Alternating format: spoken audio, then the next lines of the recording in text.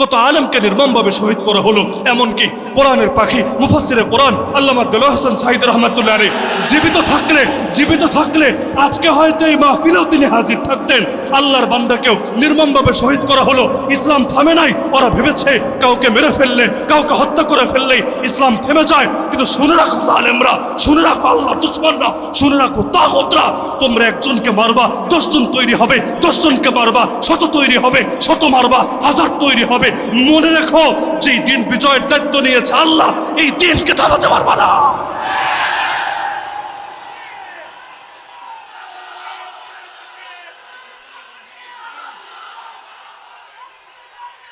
আমার দুশমন আমার আর কি ক্ষতি করবে? আমার গাল তো নবীর গালের চাইতে বেশি দামি না। আল্লাহ নবীর গালে তো চর পর্যন্ত মারা হয়েছে। আমার চেহারা নবীর চেহারার চাইতে তো বেশি দামি না। আল্লাহ নবীর চেহারা মোবারকে থুতু পর্যন্ত ছোড়া হয়েছে। আমার দাঁত নবীর দাঁতের চাইতে বেশি দামি না। আল্লাহ নবীর দাঁত মোবারক জিহাদের ময়দানে শহীদ হয়েছে। আমার গলা নবীর গলার চাইতে বেশি দামি না। আল্লাহ নবীর গলায় চাদর পেঁচিয়ে শ্বাস বন্ধ করে হত্যা করার চেষ্টা করা হয়েছে। আমার আঙ্গুল নবীর আঙ্গুলের চাইতে বেশি দামি না। জিহাদের মাঠে আমার নবীর আঙ্গুলকে রক্ত ঝরেছে, আর নবী আঙ্গুল ধরে কবিতা বলেছে ঠান্ডা মাথায়, ওয়াহাল আনতি ইল্লা ইসবাং দামিতি ওয়া ফি সাবিলিল্লাহি মা লাকিতি। আরে আমার পেট নবীর পেটের চাইতে বেশি দামি না। আল্লাহ নবীকে ক্ষুধার জ্বালায় পেটে পাথর পর্যন্ত বাঁধতে হয়েছে। আমার সময় নবীর সময়ের চাইতে বেশি দামি না। 3 বছরের বেশি আল্লাহ নবীকে জেল খাটতে হয়েছে। আমার জীবন নবীর জীবনের চাইতে বেশি দামি না।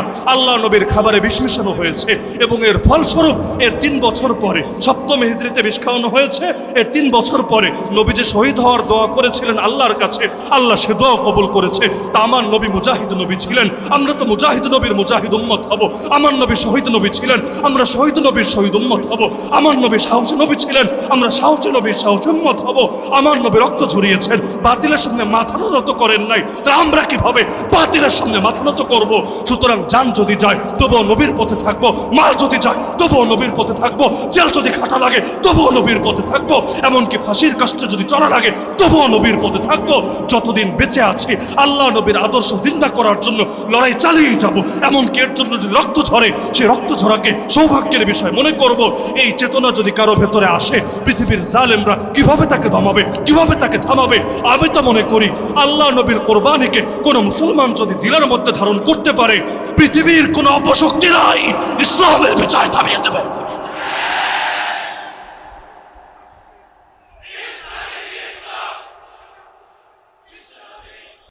الحمد لله وحده وكفى وسلام على عباده الذين اصطفى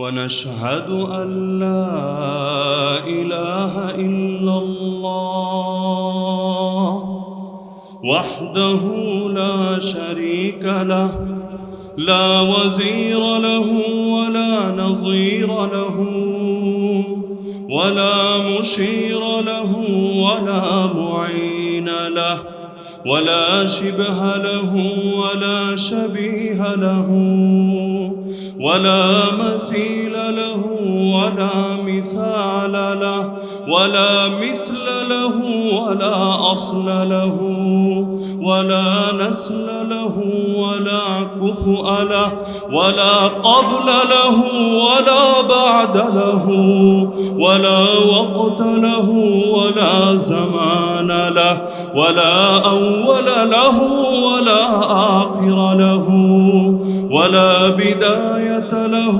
ولا نهاية له ولا ضد له ولا ند له ولا حد له ونشهد أن سيدنا وسندنا وأسوتنا وقدوتنا وحبيبنا وحبيب ربنا وطبيبنا وطبيب نفوسنا وأولانا ومولانا محمدا عبده تعالى ورسوله صلى الله تعالى عليه وعلى آله وأصحابه وبارك وسلم تسليما كثيرا أما بعد فأعوذ بالله من الشيطان الرجيم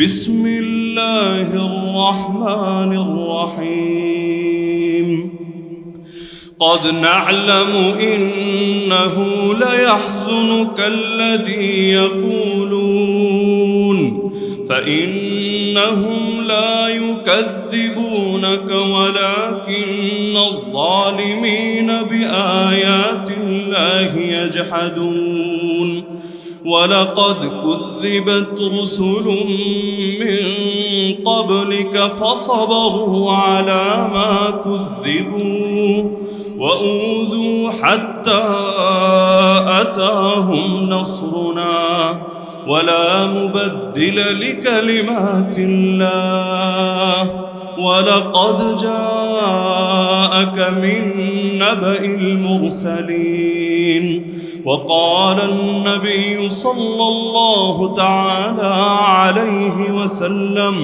لي 5 أسماء أنا محمد وأحمد وأنا الماحي الذي يمحو الله بي الكفر وأنا الحاشر الذي يحشر الناس على قدمي وأنا العاقب وقال صلى الله عليه وسلم أيضا إن الله زوى لي الأرض فرأيت مشارقها ومغاربها وإن ملك أمتي سيبلغ ما زوي لي منها وقال أصحاب محمد رضي الله عنهم نحن الذين بايعوا محمدا على الجهاد ما بقينا أبدا آمنت بالله صدق الله العلي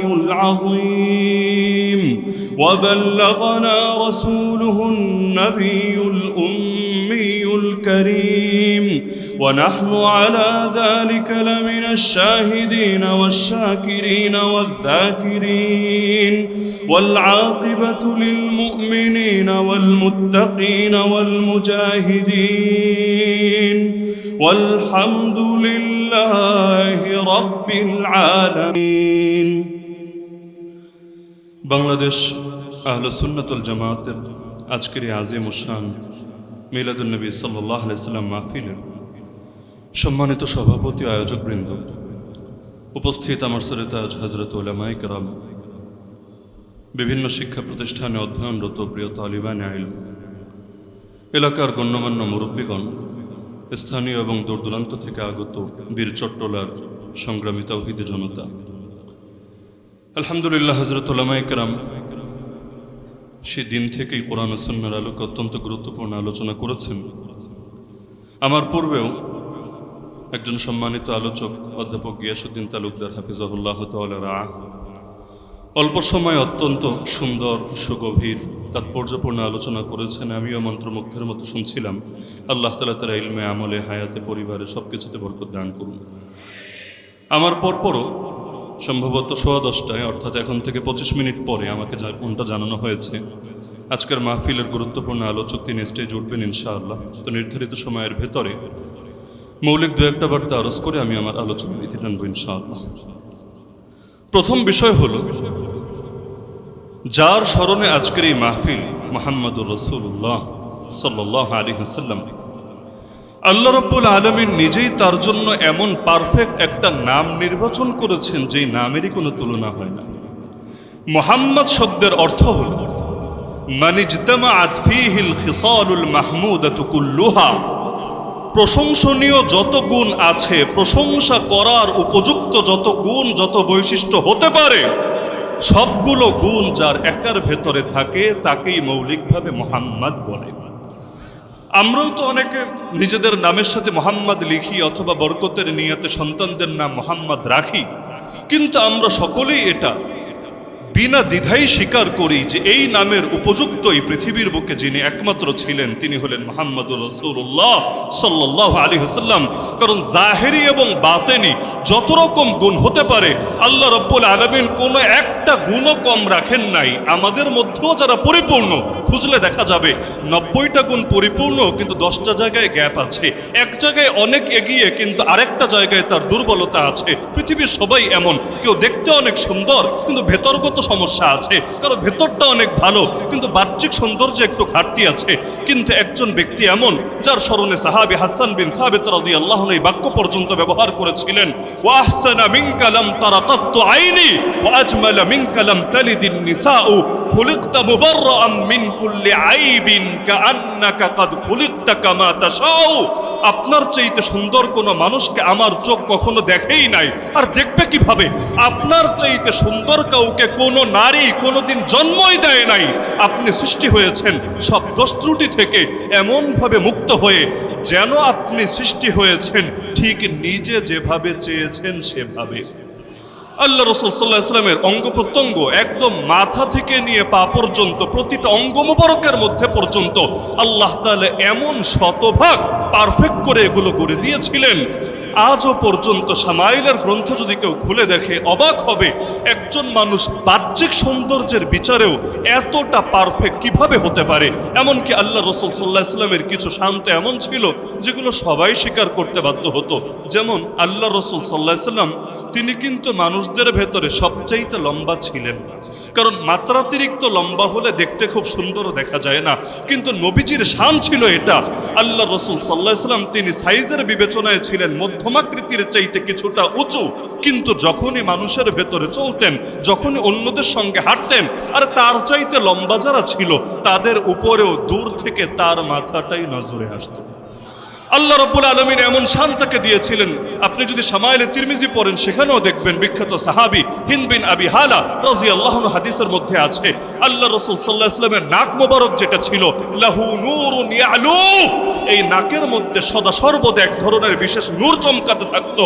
হঠাৎ যদি কোনো মানুষ দেখতো, আগ থেকে না চিনতো, তাহলে হঠাৎ করে গভীরভাবে না দেখলে সে হয়তো কখনো ভেবে বসতো মনে হয় নাকটাই একটু লম্বা, কিন্তু যখন গভীরভাবে দেখতো তখন সে বুঝে ফেলতো সুবহানাল্লাহ, আরে নাক তো স্বাভাবিকের চাইতে লম্বা না, কিন্তু এই নাকের উপরে একটা নূর সর্বদা চকচক করে সেটা জ্বলেই যাচ্ছে আর জ্বলেই যাচ্ছে। এমনকি নাক নারী সাহাবী যার নাম রুবাইয়া বিনত মুআওয়িদ রাদিয়াল্লাহু আনহা, তিনি বলেন আরেকজনকে সম্বোধন করে এক তাবেঈকে, আরে শোনো, তুমি যদি আল্লাহ নবীকে নিজের চোখে দেখতা লাউ রাআইতাহু কুলতা আশ-শামসু তালিআ, তুমি যদি তাকে নিজের চোখে দেখতা তুমি বলতে বাধ্য হতা পৃথিবীর আকাশে সূর্য উঠেছে। কারণ আল্লাহ নবী সাল্লাল্লাহু আলাইহি ওয়াসাল্লামের চেহারা মোবারকটাই ছিল এমন, মনে হতো যেন সব আধার সব অন্ধকার দূর করার জন্য সেটাই যথেষ্ট বটে। এমনকি কি ছিল সেই চেহারার মাঝে? আল্লাহ রাসূল হিজরত করে যখন মক্কা থেকে মদিনায় গেলেন, এখন একজন মানুষ এক এলাকায় গেলে শুধু পছন্দের লোকরাই দেখতে আসে তা না, পছন্দের লোকরাও আসে, বিরোধীরাও আসে। এটা স্বাভাবিক ব্যাপার, কৌতূহল বশত, আগ্রহ বশত। যেমন আজকের মাহফিলে আমার সামনে যত হাজার মানুষ বসে আছেন, এ কথা কে দাবি করতে পারবে সকলেই মহব্বতের খাতিরে এসেছে? না, এটা বাস্তব না, এটা সম্ভব না। কেউ কেউ এজন্য এসেছে দেখি কি বলে, আমাদের বিরুদ্ধে কোনো ইঙ্গিত টিঙ্গিত দেয় কিনা, এমন মন মানসিকতা লোকদের ভেতর থাকতেই পারে। আল্লাহ রাসূল যখন হিজরত করে গেলেন মক্কা থেকে মদিনায়, ইহুদিদের বড় এক পণ্ডিত, ইহুদিরা মুসলমানদের দোস্ত না দুশমন? ইহুদিদের বড় এক পণ্ডিত যার নাম আব্দুল্লাহ বিন সালাম, পরবর্তীতে আল্লাহ যাকে সাহাবী হিসাবে কবুল করেছেন, সে আব্দুল্লাহ বিন সালাম বলেন, আমি কৌতূহল বশত দেখতে গেলাম, আরে কোন সেই মানুষ যে নিজেকে দাবি করছে এবং তার জন্য সকলে এভাবে উজাড় হয়ে আছে। আমি জাস্ট দেখার জন্য গেলাম। যেই মাত্র আমি শুধু তাকে দেখলাম, তার চেহারা মোবারকে আমার জাস্ট নজরটা পড়লো। এখন ওয়াজ শুনি নাই, বয়ান শুনি নাই, তিনি আমাকে আলাদা করে কোনো নসিহত করেন নাই, খালি চেহারা দেখলাম।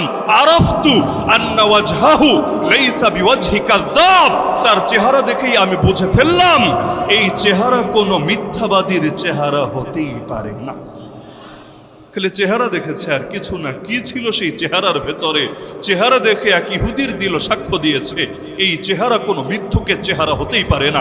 এমনকি আল্লাহ নবীর সবচাইতে বড় বড় দুশমন যারা, নবীর যদি দুশমনদের তালিকা করা হয়, এক নম্বরেই যার নাম আসবে যাকে উম্মতের ফেরাউন বলা হয়। সকলে কম বেশি চেনেন তাকে, আমি না বললেও সকলে তার নামটা বলতে পারবেন। কি নাম? আবু জাহাল। যদিও এটা তার নাম না, কিন্তু সকলে চেনে তাকে এই নামে। মাঝে মাঝে মানুষ এমন পচা পচে মূল নামটাই যায় হারিয়ে, এক একজন এক এক নামে পরিচিত হয়ে যায়। যেমন একজন ফেরাউন নামে পরিচিত হয়েছে, অথচ ফেরাউন কারো নাম না, এই নামে কোনোদিন এই পৃথিবীতে কোনো মানুষ ছিল না। আরেকজন আবু জাহাল নামে পরিচিত হয়েছে, আবু জাহাল কারো নাম না, এই নামে পৃথিবীতে কোনোদিন কোনো মানুষ ছিল না। এভাবে আল্লাহ এক একজনের এক এক জিনিসে পরিচিত বানিয়ে ফেলে। তো এখন আবু জাহাল, যার মূল নাম আমর বিন হিশাম, একদিন আল্লাহ রসুল সাল্লাল্লাহু আলাইহি ওয়াসাল্লামের সঙ্গে পথিমধ্যে দেখা, মক্কার যুগের কথা। আল্লাহ রসুল সাল্লাল্লাহু আলাইহি ওয়াসাল্লামকে সে বলল, মুহাম্মদ, তুমি কি আমাদের উপাস্যদেরকে দেবদেবীকে গালি দেওয়া থেকে বিরত হবা না? হাল আনতা মুনতাহিন আন সাব্বি আলিহাতিনা। আচ্ছা আমাকে বলেন, আল্লাহ রসুল সাল্লাল্লাহু আলাইহি ওয়াসাল্লামকে আসলে গালি দিতেন? ওদেরকে বাদ দেন, ওদের উপাস্য, ওদের দেবদেবী, ওদের মূর্তি, নবী কি এগুলোকে গালি দিতেন? কিভাবে তিনি গালি দিবেন, যেখানে কোরআনে পর্যন্ত আল্লাহ বলে দিয়েছেন, লা তাসুব্বুল্লাযীনা ইয়াদউনা মিন দুনিল্লাহ ফায়াসুব্বুল্লাহ আদওয়ান বিগাইরি ইলম। ওরা আল্লাহকে বাদ দিয়ে যেসব দেবদেবীকে ডাকে, তোমরা এগুলোকে গালি দিও না। দিলে কি হবে? কারণ আঘাতের জবাবে প্রতিঘাত আসে, ইট মারলে পাটকেল খাওয়াই লাগে। তোমরা যদি গালি দাও ওদের উপাস্যদেরকে, বিনিময়ে ওরাও না বুঝে মূর্খতা বশত গালি দিয়ে বসবে আল্লাহকে। তো তুমি নিজে আল্লাহরে গালি দিলা না, কিন্তু আরেকজনটা দিয়ে আল্লাহরে গালি খাওয়ালা, এর মধ্যে কি এমন কৃতিত্ব আছে? এজন্য গালিগালাজ কোনো সমাধান না। তোমরা ওদের বিবেক আকর্ষণ করো, ওদেরকে যুক্তি দিয়ে বোঝাও, ওদেরকে মহব্বতের সঙ্গে দাওয়াত দাও।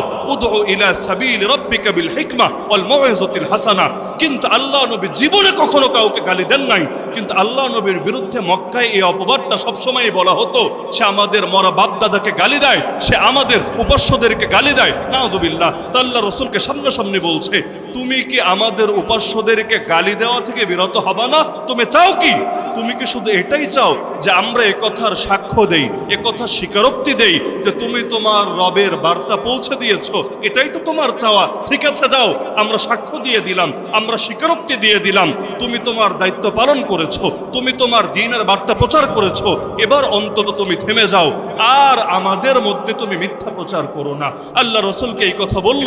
আল্লাহ রসুল সাল্লাল্লাহু আলাইহি ওয়াসাল্লাম এই জাহেলের সঙ্গে, মূর্খের সঙ্গে বিতর্কে লিপ্ত না হয়ে সেখান থেকে চলে গেলেন। এবার তার সঙ্গে একটা লোক ছিল যিনি পরবর্তীতে মুসলমান হয়েছেন, নাম হলো মুগীরা বিন শুআবা রাদিয়াল্লাহু আনহু, বিখ্যাত সাহাবী। এবার আবু জাহাল তাকে বলছে, শোনো, আমি যে মুহাম্মদকে বললাম যে মুহাম্মদ যা প্রচার করে সেটা মিথ্যা, আমরা স্বীকারোক্তি দিলাম যে সে প্রচার করেছে, কিন্তু সেটাকে যে আমি মিথ্যা বলে অভিহিত করলাম, শোনো, আমি কিন্তু বাস্তবে সেটাকে মিথ্যা মনে করি না। মুগীরা বিন শুআবা অবাক, মিথ্যা মনে না করলে মিথ্যা বললেন কেন? তাহলে তো মেনে নিলেই হয়, এত ঝামেলা কেন করছেন? যেটা সত্য সেটা মানতে দ্বিধা কোথায়, বাধা কোথায়?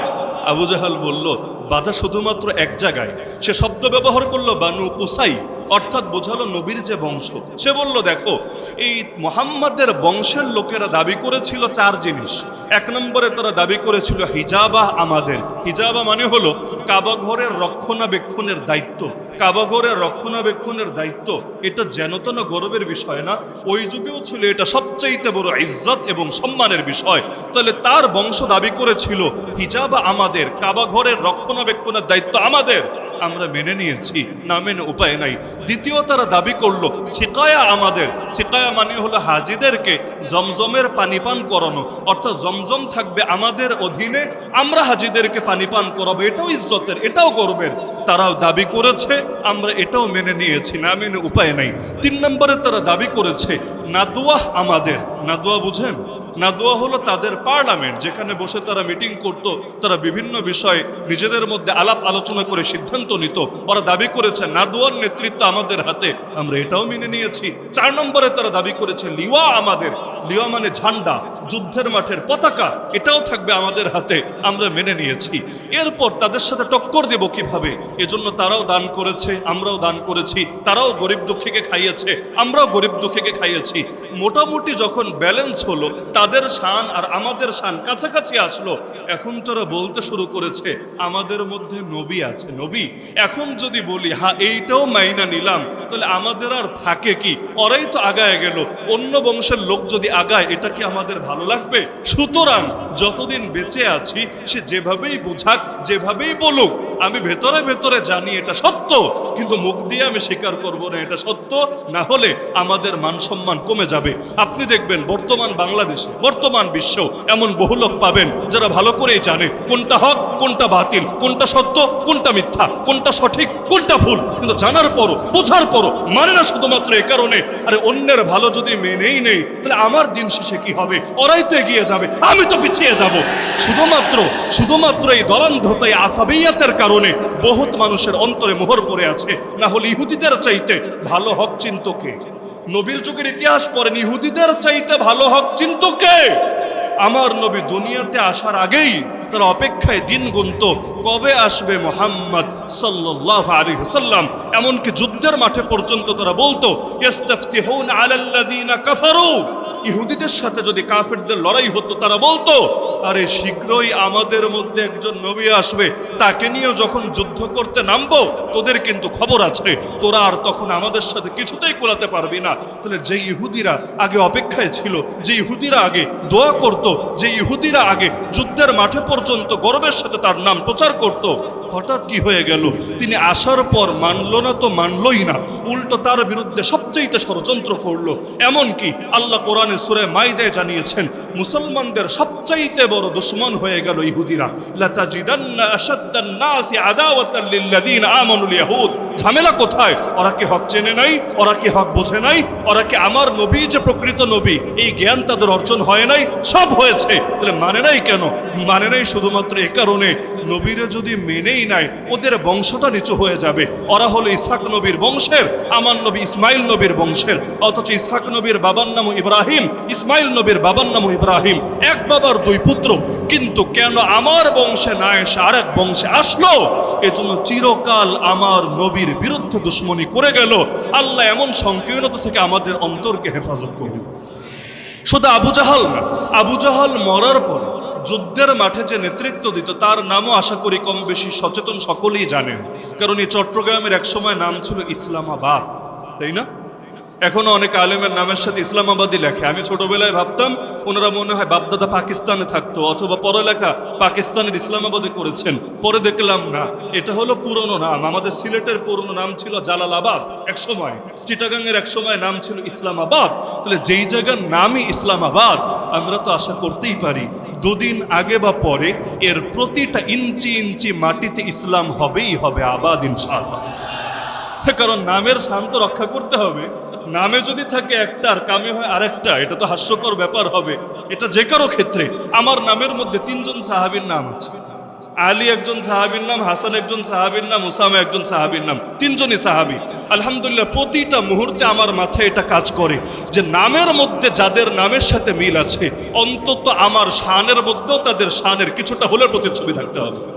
তো এখন ইসলামাবাদ আশা তো করতে পারি ইনশাআল্লাহ দুদিন আগে বা পরে এখানকার মাটিতে ইসলাম হবে আবাদ। তাহলে আবু জাহাল মারা যাওয়ার পর কুরাইশের পক্ষে নেতৃত্ব দিত কে? আবু সুফিয়ান। উহুদের যুদ্ধেও সে ছিল নেতা। এই আবু সুফিয়ানের ইতিহাস যদি আপনি পড়েন দেখবেন, যখন সম্রাট হিরাক্লিয়াস, আজকের ইউরোপের আগের নাম মনে করেন রোম, এখন তো ইটালির মধ্যে একটা এলাকা আছে রোম, এটা না, তৎকালীন সময়ে রোম বলতে পুরো পশ্চিমা বিশ্ব ধরতে পারেন বা পুরো ইউরোপ। এই ইউরোপের তৎকালীন যিনি বাদশাহ ছিলেন, সম্রাট ছিলেন, তাকে বলা হতো হিরাক্লিয়াস। সেই হিরাক্লিয়াসের সঙ্গে দেখা হয়েছিল আবু সুফিয়ানের উহুদ যুদ্ধের কিছুদিন পরের কথা। যার সাথে যুদ্ধ হলো তার বিরুদ্ধে তো রাগ বেশিই থাকবে। আমার নবী হক নবী কিনা এটা যাচাই করার জন্য এই হিরাক্লিয়াস প্রশ্ন করেছিল আবু সুফিয়ানকে, আমার কাছে যদি আমার দুশ্মনের ব্যাপারে কেউ জিজ্ঞেস করে আমি ভালো বলবো না সবচাইতে খারাপ বলবো? আবু সুফিয়ানকেও প্রশ্ন করেছিল হিরাক্লিয়াস আমার নবী হক কিনা যাচাইয়ের জন্য। আবু সুফিয়ান পরে স্বীকারও করেছে মুসলমান হওয়ার পরে, দুই এক জায়গায় চেয়েছিলাম দুই একটা মিথ্যা চালিয়ে দিব, চালাই নাই শুধু এই ভয়ে আজকে যদি মোহাম্মদের নামে মিথ্যা কিছু বলি, তাহলে আমার সাথে যে কয়টা লোক আছে, সে একা তো যায় নাই ব্যবসায়ী কাজে, তার সঙ্গে আরো 2-4 জন লোক আছে, এরা যখন গিয়ে মক্কায় বলে দিবে আরে নেতাজি দেখি মিথ্যা কথাও বলে, ওই সময় তো আমার ইজ্জত ফালুদা হয়ে যাবে। কারণ আরব জাতির এই বৈশিষ্ট্য ছিল, নিজেরা কাফের হতো, মুশরিক হতো, কিন্তু কোনো মিথ্যাবাদীরে তারা নেতা মানতো না। কারণ মিথ্যাবাদী মানেই হলো ধোঁকাবাজ। ধোঁকাবাজ আর যাই হোক কখনো জাতির নেতা হওয়ার যোগ্য হতে পারে। তা আবু সুফিয়ানকে জিজ্ঞেস করেছিল একটা প্রশ্ন, আচ্ছা তুমি আমাকে বলো তো, ফাহাল কুনতুম তাত্তাহিমুনাহু বিল কাযিব ক্বাবলা আন ইয়াকুলা মা ক্বাল। এই যে মুহাম্মদ লা ইলাহা ইল্লাল্লাহর দাওয়াত দেওয়া শুরু করেছে, এই দাওয়াত দেওয়ার আগে তোমরা কি তাকে মিথ্যাবাদী হিসাবে চিন্তা না সত্যবাদী হিসাবে চিন্তা? পূর্বেও কি তার ব্যাপারে মিথ্যার অভিযোগ ছিল কিনা তোমাদের একটু বলো তো। কারণ মানুষের অতীতের সাথে এটা দাঁড়াচ্ছে একটা প্রমাণ বের করবে, যার থেকেই যদি মিথ্যাবাদী হয় তাহলে আল্লাহর নামেও মিথ্যা কথা চালাতে পারে।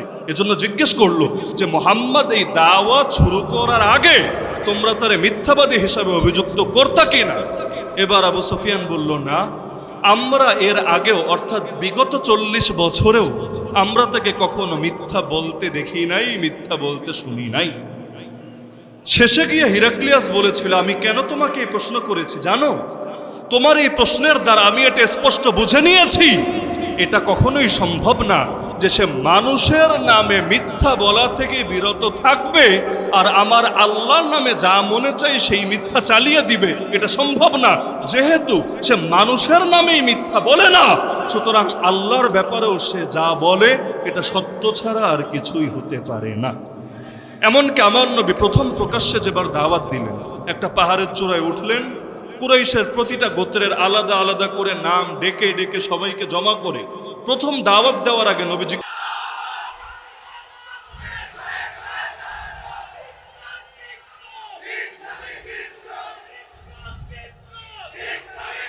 এমনকি ইসলামের বৈশিষ্ট্যই হলো এটা, যদি না থামানোর চেষ্টা করো হালকা গতিতে আগাবে, আর যদি থামানোর চেষ্টা করো গতি 1000 গুণ বেড়ে যাবে। আমার নবীর দাওয়াত মক্কায় সবচাইতে বেশি বেড়েছিল কখন জানেন? আমার রাসূল সাল্লাল্লাহু আলাইহি ওয়াসাল্লাম একা কয়জনের কাছে গিয়ে দাওয়াত দিবেন, কয়জনের কর্ণকুহরে লা ইলাহা ইল্লাল্লাহর বাণী পৌঁছাবেন। এমনকি হজের সময় তখনও সারা দুনিয়া থেকে মানুষ যেত, আল্লাহ রাসূল টার্গেট করতেন সবাইরই দাওয়াত দিব, কিন্তু একা কয়জনের কাছেই যাবেন। কিন্তু যখন ওরা বাধা দিতে চাইল, আমার আল্লাহ হিতে বিপরীত করে দিলেন। কিভাবে? মক্কার অলিতে গলিতে হাটে ঘাটে মাঠে লোক ভাড়া করে দাঁড় করিয়ে দিল। শোন, যেই আসবে মক্কায়, নতুন মানুষ বাহির থেকে আসবে, চিনবে না বুঝবে না, তার কানে একটা আওয়াজ দিয়ে দিবে। কি আওয়াজ? এই মক্কায় একটা পাগল আছে, একটা জাদুঘর আছে, সুতরাং সাবধান, তার পাল্লায় পড়ো না, না হলে সর্বনাশ হয়ে যাবে। তুমি তোমার ফ্যামিলি থেকে আলাদা হয়ে যাবা, জাদুতে আক্রান্ত হয়ে যাবা, বিশাল ক্ষতি হয়ে যাবে। এই কথাগুলো তারা ছড়িয়ে দিত। এখন মজার বিষয় হলো, মানুষ নিষিদ্ধ জিনিসে একটু বেশি আগ্রহী হয়ে থাকে। আল ইনসানু হারিসুন আলা মা মুনিয়া, এটাই নিয়ম। এজন্য যেটা না করবেন দেখবেন এটা লোকে আরো বেশি করে। আপনি বলবেন ভাই খুনোখুনি করিস না, দেখেন দেশের মধ্যে খুনোখুনি আরো বেড়েছে। হুজুররা ওয়াজ করছে চাঁদাবাজি করিস না, দেশের মধ্যে চাঁদাবাজি আরো বেড়ে গিয়েছে।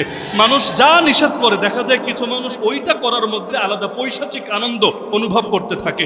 এখন চারদিকে মাইকিং চলছে, মাইক ছাড়া মাইকিং আর কি। ওই যুগে মক্কায় পাগল আছে, জাদুঘর আছে, পাগল আছে, জাদুঘর আছে। এখন মানুষ শুনতে শুনতে বিরক্ত। কি রে ভাই, কত পাগলই তো দুনিয়ায় আছে, কোন পাগল নিয়ে লোকদেরকে তো এত সিরিয়াস হতে দেখি নাই। এটা মনে ইউনিক পাগল, ভিআইপি পাগল, বিশেষ ক্যাটাগরির পাগল, না হলে এই পাগল নিয়ে এত আগ্রহী হওয়ার কি আছে? যাই একটাবার পাগল দেখেই যাই, এলাকায় গিয়ে গর্ব করতে পারবো, গল্প করতে পারবো। কারণ ইউনিক জিনিস নিয়ে গল্প করা যায়, কমন জিনিস নিয়ে গল্প হয় না। কমন জিনিস নিয়ে গল্প হয় না, আনকমন জিনিস নিয়ে গল্পটা বেশি হয়। এখন যেই যায় পাগল দেখতে, আলহামদুলিল্লাহ সেই ফিরে আসে আল্লাহর নবী সাল্লাল্লাহু আলাইহি ওয়াসাল্লামের প্রতি মুগ্ধ হয়ে অনেকে কালেমা পড়ে লা ইলাহা ইল্লাল্লাহ মুহাম্মাদুর রাসূলুল্লাহ। তো লসটা হলো কোথায়? এজন্য মনে রাখবেন, ইসলামকে বাধা দিতে যাবেন না। স্বাভাবিক গতিতে আগালে হালকা গতিতে আগাবে, কিন্তু যখনই বাধা পড়বে তখনই আর গতি 1000 গুণ বেড়ে যাবে। ইসলাম যেহেতু এগিয়েছে, এজন্য এগিয়েছে, এর পেছনে বেলালের কোরবানি আছে, এর পেছনে সুমাইয়ার রক্ত আছে, এর পেছনে নবীর সাহাবীদের ত্যাগ আছে। ইসলাম জিন্দা হতা হয় হর কারবালাকে বাদ, এ কথা এমনি বলা হয় না। কারণ মুসলমান যখন তার উপর আঘাত আসে তার ইমানের মধ্যে আলাদা জোশ পয়দা হয়। যারা বিভিন্ন সময় রাস্তায় আন্দোলন করেছেন তারা বুঝবেন, যারা করেন নাই তাদের হয়তো বুঝতে কষ্ট হবে। যারা করেছেন জাস্ট আমাকে কথাটা মিথ্যা হলেও বললেন, সত্য হলেও বললেন। যখন দেখবেন আপনার চোখের সামনে কয়েকজন শহীদ হয়ে গেছে, যখন দেখবেন ডান কানের লতির নিচ দিয়ে একটা গুলি চলে গেছে, বাম কানের লতির নিচ দিয়ে আরেকটা গুলি চলে গেছে, সামনে তাকায়ও দেখেন বাহিনী ছাড়া কেউ নেই, পেছনে তাকায় দেখেন দোস্ত আহবাব কেউ নাই, ডাইনে বামে তাকায় দেখেন দুনিয়ার মধ্যে সাহায্য করার কেউ নাই, ওই সময় আমার আল্লাহর উপর ভরসা কমে নাকি বাড়ে? এজন্য আমার আল্লাহ কোরআনে নবীর সাহাবীদের গুণ বলেছেন, আল্লাযীনা ক্বালা লাহুমুন নাস ইন্নান নাস ক্বাদ জামাউ লাকুম ফাখশাউহুম ফাযাদাহুম ঈমানা। আরে তাদেরকে যখন লোকে ভয় দেখায়, তোমাদের বিরুদ্ধে দুনিয়ার সব মানুষ নিজেদের শক্তি, নিজেদের বাহিনী, নিজেদের অস্ত্রশস্ত্র সব একত্রিত করে ফেলেছে, তোমাদের উচিত মানুষকে ভয় পাওয়া। এই কথা শুনলে তাদের ঈমানের দরিয়ায় জোশ চলে আসে, আর তারা বলতে শুরু করে হাসবুনাল্লাহ। আরে কার ভয় দেখো আমাদেরকে? আমাদের জন্য এক আল্লাহই যথেষ্ট, আর তিনি সর্বোত্তম অভিভাবক। মুসলমান যখন মাজলুম হয় তার সামনে মাজলুমদের ইতিহাস ভেসে আসে। এজন্য আমার নবী, আমার আল্লাহ পূর্বের নবীদের সবচাইতে বেশি গল্প শুনিয়েছেন কবে জানেন? মদিনার জীবনে না, বরং মক্কার জীবনে। বলবেন কেন? মক্কার জীবনে আমার নবী রক্ত ঝরাচ্ছেন, মায়ের খাচ্ছেন, মাজলুম হচ্ছেন, 3 বছরের বেশি জেল খাটছেন। আমার আল্লাহ তাদের ইতিহাস শুনিয়ে বলছেন, তারা যদি পারে আপনি কেন পারবেন না? তারা যদি সবর করে আপনি কেন করবেন না? মানুষের সামনে এটা ভেসে ওঠে। সুতরাং আপনার উপর যদি আঘাত আসে আর আপনি যদি স্মরণ করেন, আরে ওরা আর আমার কি ক্ষতি করবে? আমার দুশ্মন আমার আর কি ক্ষতি করবে? আমার গাল তো নবীর গালের চাইতে বেশি দামি না। আল্লাহ নবীর গালে তো চর পর্যন্ত মারা হয়েছে। আমার চেহারা নবীর চেহারার চাইতে তো বেশি দামি না। আল্লাহ নবীর চেহারা মোবারকে থুতু পর্যন্ত ছোড়া হয়েছে। আমার দাঁত নবীর দাঁতের চাইতে বেশি দামি না। আল্লাহ নবীর দাঁত মোবারক জিহাদের ময়দানে শহীদ হয়েছে। আমার গলা নবীর গলার চাইতে বেশি দামি না। আল্লাহ নবীর গলায় চাদর পেঁচিয়ে শ্বাস বন্ধ করে হত্যা করার চেষ্টা করা হয়েছে।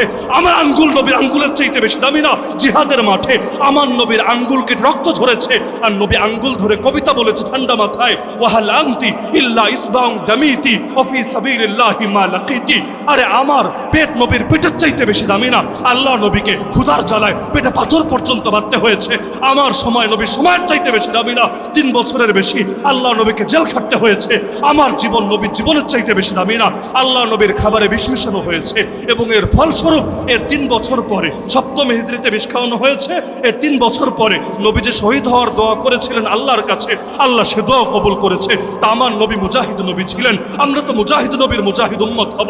আমার নবী শহীদ নবী ছিলেন, আমরা শহীদ নবীর শহীদ উম্মত হব। আমার নবী সাহসী নবী ছিলেন, আমরা সাহসী নবীর সাহসী উম্মত হব। আমার নবী রক্ত ঝরিয়েছেন, বাতিলের সামনে মাথা নত করেন নাই, তা আমরা কিভাবে বাতিলের সামনে মাথা নত করব? সুতরাং জান যদি যায় তবুও নবীর পথে থাকবো, মাল যদি যায় তবুও নবীর পথে থাকবো, জেল যদি খাটা লাগে তবুও নবীর পথে থাকবো, এমনকি ফাঁসির কাষ্টে যদি চড়া লাগে তবুও নবীর পথে থাকবো। যতদিন বেঁচে আছি আল্লাহ নবীর আদর্শ জিন্দা করার জন্য লড়াই চালিয়ে যাব। এমনকি এর জন্য যদি রক্ত ঝরে, সেই রক্ত ঝরাকে সৌভাগ্যের বিষয় মনে করব। এই চেতনা যদি কারো ভেতরে আসে, পৃথিবীর জালেমরা কিভাবে তাকে দমাবে, কিভাবে তাকে থামাবে? আমি তো মনে করি আল্লাহ নবীর কোরবানিকে কোনো মুসলমান যদি দিলের মধ্যে ধারণ করতে পারে, পৃথিবীর কোনো অপশক্তি নাই ইসলামের বিজয় থামিয়ে দেবে।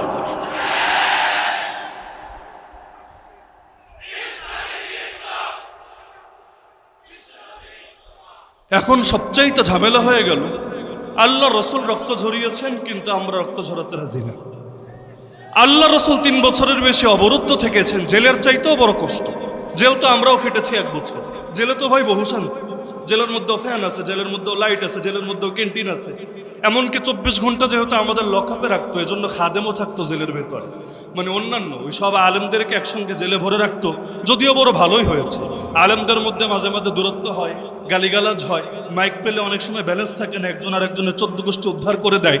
কিন্তু জালেমরা সবাইরে নিয়ে যখন একসঙ্গে ভরে দিয়েছে, সকালেও একসাথে, দুপুরে একসাথে, রাতও একসাথে, অসুস্থ হলে একজন আরেকজনের খেদমত করে, খাবার একজন কিছু কিনে আনলে ভাগাভাগি করে একজনের সাথে, মাঝে মাঝে কাপড় চোপড়ও ধুয়ে দেয়। সুবহানাল্লাহ, এমন মহব্বত হয়েছে, এমন আন্তরিকতা হয়েছে। এখন দেখা যায় জেল থেকে যখন বের হয়েছে এমন এক ঐক্যের পরিবেশ তৈরি হয়েছে যে এরকম ঐক্যেরও নজির নাই। এজন্য জেল খেটেছে যারা, ঐক্যবদ্ধ থাকতে পেরেছে তারা, যাদের জেলেও যাওয়া লাগে না তারা সাধারণত ঐক্যবদ্ধও থাকতে পারে না। কারণ সব কিছুর মধ্যে এই যে বললাম ক্রিয়ার বিপরীতে প্রতিক্রিয়া থাকে, আঘাতের জবাবে প্রতিঘাত আসে। এজন্য ওরা যখন লস করায় লসের মধ্যেও লাভ থাকে। এজন্যই আমার আল্লাহ তাআলা নিজামই বানিয়েছেন এটা ইসলাম তখনই জিন্দা হবে যখন এর গোড়ায় ইমানদারের রক্ত ঝরবে। আমার আল্লাহকে নবীর রক্ত ঝরানোর মুখাপেক্ষী ছিলেন। আল্লাহকে নবীর রক্ত না ঝরিয়ে ইসলামকে বিজয়ী করতে পারতেন না। আমার আল্লাহকে সর্বশক্তিমান না? যদি সর্বশক্তিমান হয় নবীর রক্তই কেন লাগলো? অথচ নবীর এক ফোঁটা রক্ত গোটা পৃথিবী কেন, আসমান জমিন কুল কায়নাতের চাইতে তো দামি। সেই রক্ত কেন ঝরা লাগলো? এখানে কোনো শিক্ষা নাই। আমার আল্লাহ পারেন, সবই পারেন, কিন্তু বান্দার রক্তকে তিনি ভালোবাসেন। কারণ তিনি চান জান্নাতে অনেক মর্যাদা দিবেন, কিন্তু আমলের যে অবস্থা রে ভাই, এগুলো দিয়ে জান্নাতে এত বিশাল মর্যাদার আশা করাও দুরূহ ব্যাপার। এজন্য ইবাদত বন্দেগীতে যেহেতু অনেকের দুর্বলতা থাকে, আমার আল্লাহ আখিরাতের সফরে এগিয়ে নেওয়ার জন্য তার কিছু রক্তকেও কবুল করে। যার সঙ্গে যার সাদৃশ্য, তার হাসরও তার সঙ্গে। যদি দ্বীনের জন্য গায়ে কিছু আঘাতও লাগে, আশা তো করতে পারি কিয়ামতের দিন আল্লাহ চাইলে বেলালের সাথে, সোহাইবের সাথে, আম্মারের সাথে, ইয়াসিরের সাথে, খুবাইবের সাথে, খাব্বাবের সাথে, সুমাইয়ার সাথে রাদিয়াল্লাহু আনহুম আনহুন্না আজমাইন, এমনকি খুলাফায়ে রাশিদিনের সাথে, ইমাম হাসান হুসাইনের সাথে আল্লাহ চাইলে আমাদের হাসরও তো করিয়ে দিতে পারে। সুতরাং লসের কি আছে? আমার নবীকে চিনত সকলেই। আবু সুফিয়ান একদিন তার বাহনের পিঠে চড়ে যাচ্ছে। ওই যুগে তো উটটুট ব্যবহার করতো, কখনো ঘোড়া কখনো গাধা ব্যবহার করতো। সেখানে সেও আছে, তার স্ত্রী হিন্দাও আছে এবং তার পুত্র মুআবিয়া, সকলে আছেন তারা সেখানে। তখনও তারা কেউ কালেমা পড়েননি। আল্লাহ রাসূল সাল্লাল্লাহু আলাইহি ওয়াসাল্লামকে হঠাৎ দেখলেন। আবু সুফিয়ান তার পুত্রকে বলল, হে মুআবিয়া, তুমি নেমে যাও, মুহাম্মদকে চড়ার জায়গা দাও। কারণ এটা তো স্বাভাবিক, আপনিও যদি দেখেন একজন সম্মানিত মানুষ এসেছে, কখনো নিজের ছেলেকে সরিয়ে আপনি তাকে বসতে দেন, তো তাকে উঠালেন। এভাবে কিছুক্ষণ সামনে চললেন। এরপর আল্লাহ রাসূল সাল্লাল্লাহু আলাইহি ওয়াসাল্লাম তাকে সেখানে দাওয়াত দিলেন। কোরআনে সূরা হামিম সাজদার কিছু আয়াত পড়ে শোনালেন। পুরা টাইম আবু সুফিয়ান মনোযোগ দিয়ে শুনলো, কোনো আওয়াজ নেই, কোনো বাধা নাই। যখন নেমে গেল, এবার পেছন থেকে হিন্দা, মানে আবু সুফিয়ানের স্ত্রী, সে বলল, ছি, একটা জাদুঘরের জন্য তুমি আমার বুকের ধন, আমার পুত্রকে বাহন থেকে নামায় দিলে, এটা কেমনে পারলা? আমার পুত্রকে খালি আমার একার পুত্র, তোমার পুত্র না? পুত্রের ব্যাপারে কি এতটুকু মায়া তোমার দিলে নাই? এবার আবু সুফিয়ান তখনও কিন্তু নবীর দুশমন, কালেমা পড়ে নাই, এর বহু পরে পড়েছে, কিন্তু তখনও বলল, আরে হিন্দা, ওয়াল্লাহি, আল্লাহর কসম করে বলছি, সে কোনো মিথ্যাবাদীও না, কোনো জাদুঘরও না। তার মানে আল্লাহ রাসূল সাল্লাল্লাহু আলাইহি ওয়াসাল্লামকে আমার আল্লাহ এইরকম শানে দিয়েছিলেন, আর দিবেন না? আল্লাহ রাসূল খায়বারের যুদ্ধে বললেন, আগামীকাল ঝান্ডা তুলে দিব এমন একজনের হাতে যার মধ্যে 3টা গুণ আছে। 1 নম্বর গুণ, সে আল্লাহ এবং তার রাসূলকে ভালোবাসে। 2 নম্বর গুণ, আল্লাহ এবং তার রাসূলও তাকে ভালোবাসে। 3 নম্বর গুণ, ইফতাহুল্লাহু আলা ইয়াদাই, আল্লাহ তার হাতে যুদ্ধের মাঠে বিজয় এনে দেবে। এবার প্রতিটা সাহাবীর দিলের মধ্যে এই আগ্রহ জাগলো, হায় রে, লোকটা যদি আমিই হতাম, নবী যদি আমার হাতেই ঝান্ডা তুলে দিত, তাহলে 3 সার্টিফিকেট পেয়ে যেতাম। 1 নম্বর এটা পেতাম যে আল্লাহ এবং তার রাসূলের উপরে আমার মহব্বত আছে। 2 নম্বর এটাও পেতাম, মহব্বত একপাক্ষিক না, আল্লাহ এবং তার রাসূল আমাকে মহব্বত করে। আর 3 নম্বর বিজয়ও চলে আসতো আমার হাত ধরে, আমি ওসিলা হয়ে যেতাম। কতই না সৌভাগ্যের বিষয়।